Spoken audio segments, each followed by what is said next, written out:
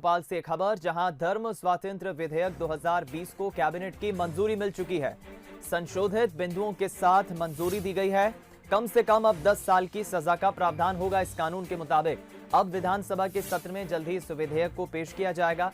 2 दिन बाद यानी 28 दिसंबर से शीतकालीन सत्र की विधानसभा की शुरुआत होने जा रही है और विधेयक में 5 से बढ़ाकर 10 साल की सजा का अब प्रावधान किया गया है। गृह मंत्री ने बैठक खत्म होने के बाद प्रेस ब्रीफिंग में कहा कि विधेयक को मध्य प्रदेश में कठोर बनाने की कोशिश हुई है। अधिकतम 10 साल की सजा और 1 लाख का जुर्माने का प्रावधान होगा।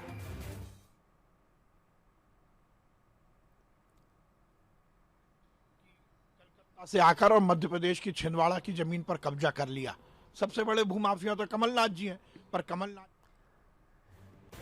चलिए, तो विश्वास सारंग को आप सुन रहे थे कमलनाथ पर तंज कस रहे हैं, लेकिन गृह मंत्री ने बैठक खत्म होने के बाद क्या कहा ये भी हम आपको सुनाएंगे, क्योंकि दूसरी तरफ जिस तरह से कानून बनाने के मसले पर पहले भी बीजेपी के नेताओं की तरफ से मांग उठी, आज कैबिनेट ने इसे मंजूरी दे दी है। अब जल्द ही शीतकालीन सत्र में विधेयक लाया जाएगा। सुनाते हैं गृह मंत्री की बात आपको। प्रस्तावित अधिनियम के अंतर्गत धर्म समर्पण के लिए विरुद्ध शिकायत परिवाद कोई पुलिस अधिकारी जांच अथवा अन्वेषण तब कर सकेगा जब धर्म संपरिवर्तित व्यक्ति या उसके माता पिता या भाई बहन संस्था के द्वारा शिकायत की गई हो या न्यायालय से अनुमति से धर्म संपरिवर्तित व्यक्ति से संबंधित रक्त, विवाह, दत्तक ग्रहण, संरक्षितता या अभिरक्षा में हो व्यक्ति की शिकायत पर कर सकेगा। किसी भी व्यक्ति द्वारा अधिनियम का उल्लंघन करने पर 1 वर्ष से 5 वर्ष के कारावार एवं अर्थदंड जो कम से कम 25,000 होगा से दंडित किए जाने का प्रावधान है। नाबालिग महिला, अनुसूचित जाति, अनुसूचित जनजाति के व्यक्ति के साथ अधिनियम के उल्लंघन किए जाने पर 2 वर्ष से 10 वर्ष के कारावास एवं अर्थदंड जो कम से कम 50,000 होगा का प्रावधान है।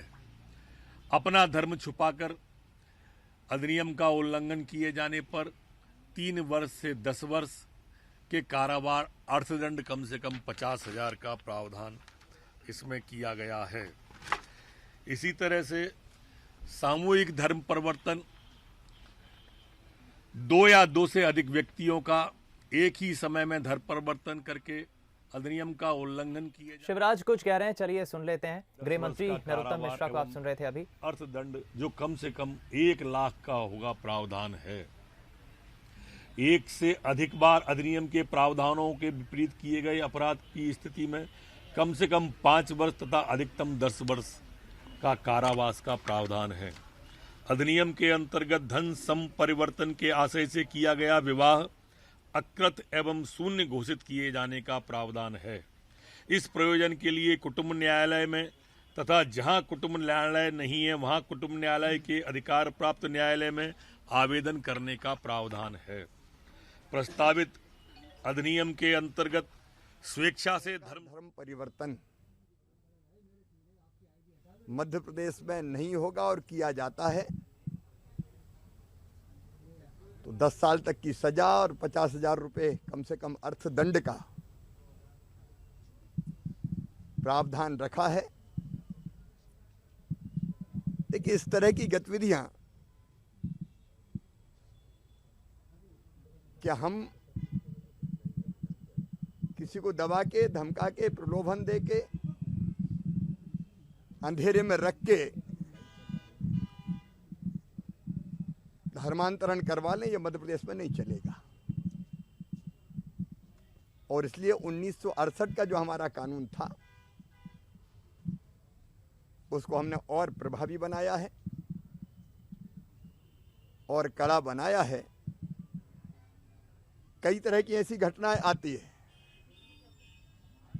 कि पंचायत पे अगर कब्जा करना है तो किसी बेटी से विवाह कर लो और फिर उसको चुनाव लड़ा दो। नाबालिग बेटियां, अब अभी हमने मध्य प्रदेश से गई एक नूरगंज में नेपाल की सीमा पे से लेके आए वापस। एक बेटी को हैदराबाद से सिकंदराबाद से वापस लेके आए। अब ये भोली भाली नाबालिग बेटियों के साथ ये नहीं हो सकता मध्य प्रदेश की धरती पर, और इसलिए हमने कड़ा कानून भी बनाया है, कड़ी सजा का प्रावधान रखा है। कांग्रेस इसमें अब तक कोई स्टैंड क्यों नहीं ले पाई? जगह बना दो आगे से भाई प्लीज। अब ये कांग्रेस जाने, हमने तो तय कर दिया। हाँ। भैया जगह बना लो। मुख्यमंत्री शिवराज सिंह चौहान को आप सुन रहे थे और इसके पहले गृह मंत्री नरोत्तम मिश्रा को आप सुन रहे थे। अभी कैबिनेट की जो विशेष बैठक थी वो खत्म हुई है और बैठक में अब इसे मंजूरी दे दी गई है। जल्द ही शीतकालीन सत्र जब परसों से शुरू होगा 28 तारीख से, उसमें विधेयक लाया जाएगा। ज्यादा जानकारी और बातचीत के लिए इस खबर पर चलिए हम सीधा रुख करेंगे। विशेष संवाददाता जुगल किशोर शर्मा का हमारे साथ इस वक्त लाइव जुड़ गए। जुगल, अभी हमने गृह मंत्री की भी बात सुनी, मुख्यमंत्री की भी बात सुनी। सरकार बिल्कुल लव जिहाद कानून के बनाने के लिए बिल्कुल सख्त नजर आ रही है। क्या जानकारी आपके पास? जी हाँ, देखिए निश्चित रूप से मध्य प्रदेश ने लव जिहाद के खिलाफ जो कानून बनाया है वो बेहद सख्त कानून बनाया है, और निश्चित रूप से लव जिहाद कानून के खिलाफ सरकार ने जो सख्त कदम उठाया है, जैसे 10 साल की सजा का प्रावधान रखा गया है, और आज कैबिनेट में इसको पारित कर दिया गया है। मुख्यमंत्री शिवराज सिंह चौहान से अभी आप सुन रहे थे, उन्होंने कहा है कि एक सख्त कानून मध्य प्रदेश के लिए बनाया गया है। बिल्कुल, कुल मिलाकर हम ये मानकर चलें जुगल कि जब परसों यानी 28 तारीख से शीतकालीन सत्र की शुरुआत होगी, उस पर सबसे पहले तो जाहिर है दिवंगत नेताओं को श्रद्धांजलि दी जाएगी, उसके बाद ये विधेयक पेश किया जाएगा।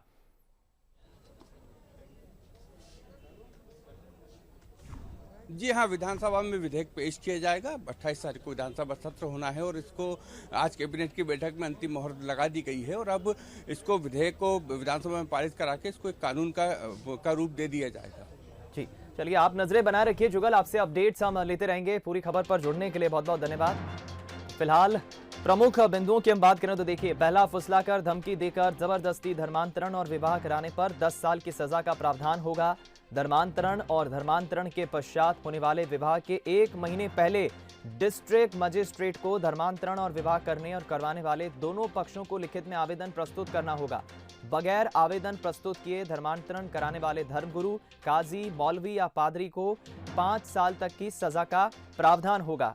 हम रुक करेंगे फिलहाल इस खबर पर, और अधिक प्रतिक्रिया लेने के लिए, बातचीत करने के लिए हमारे साथ 2 राजनीतिक दलों से प्रवक्ता मेहमान फोनलाइन पर जुड़ गए। डॉक्टर हितेश वाजपेयी, बीजेपी नेता, बीजेपी प्रवक्ता फोनलाइन पर जुड़ गए, और दूसरी तरफ जेपी धनोपिया साहब, कांग्रेस के नेता। सबसे पहली प्रतिक्रिया धनोपिया जी मैं आप ही की लूंगा। हालांकि इसके पहले भी कांग्रेस इसका विरोध करती आई है। पीसी शर्मा साहब तो ये तक कह चुके थे कि आप प्यार को कानून के दायरे में मत बांध के देखिए।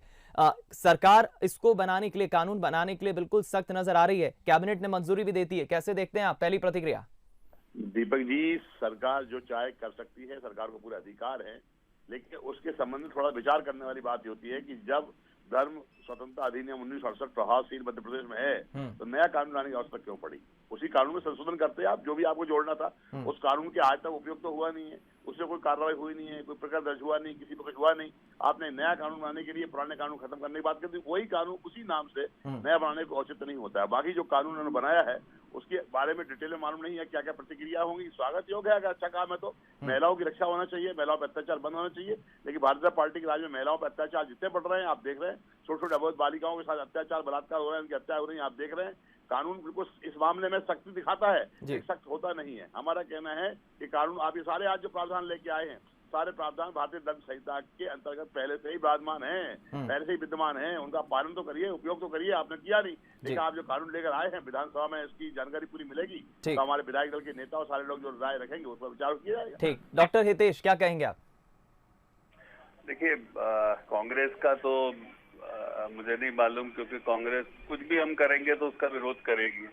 और आश्चर्य की बात यह है कि किसी अपराध या आपराधिक व्यक्ति को रोकने के लिए कोई कानून बनाया जा रहा, तो सोचिए उसका भी विरोध कर रहे हैं। आज यदि भारतीय जनता पार्टी 1947 में जब संविधान बन रहा था, तब सरकार में यदि होती तो ये संविधान का भी विरोध कर देते कि ये तो बेकार बना है। तो ये अतार्किक बातें हैं भाई। धर्म छुपाकर किसी बिटिया को के साथ छलावा करना और विवाह के उपरांत उस पर दबाव डालना कि वो धर्म परिवर्तन करे क्योंकि उसने विवाह कर दिया है, ये एक प्रकार का मिस्चीवियस एक्ट है। जी। भाई इंटर रिलीजियस मैरिजेस आपको करनी है तो सब बता के करो और राजी खुशी हंसी से करो ना। विवाह इसलिए थोड़ा ना होते हैं कि आप किसी का शोषण करो। तो उस शोषण को रोकने के लिए यदि कोई कानून बनाया जा रहा है तो मुझे नहीं समझ में आ रहा। अपराधियों के पेट में दर्द होता है समझ में आता है, कांग्रेस के पेट में मरोड़ क्यों उठती है समझ में नहीं आता।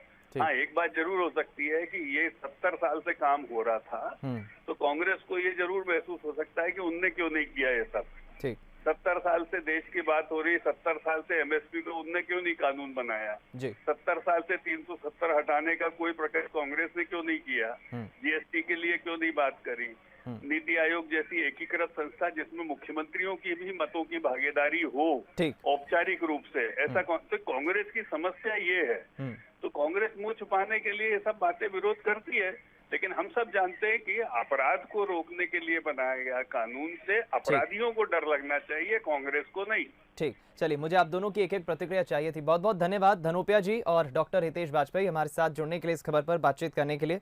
तो बीजेपी का अपना तर्क है। बीजेपी का कहना है कि देखिए साहब, हम तो इसलिए ये कानून लेकर आए हैं क्योंकि बहला फुसलाकर महिलाओं के साथ पहले जिस तरह विवाह होता था, धर्मांतरण कराया जाता था, इसकी महिलाएं शिकार होती थी। बेहतर स्थिति के लिए, महिलाओं के स्थिति के लिए और उन्हें सक्षम बनाने के लिए कानून लेकर आ रहे हैं। तो इसमें परेशानी कांग्रेस को क्यों हो रही है? दूसरी तरफ कांग्रेस का भी अपना तर्क है। कांग्रेस इसके पहले भी हालांकि विरोध करती आई है और एक बार फिर कांग्रेस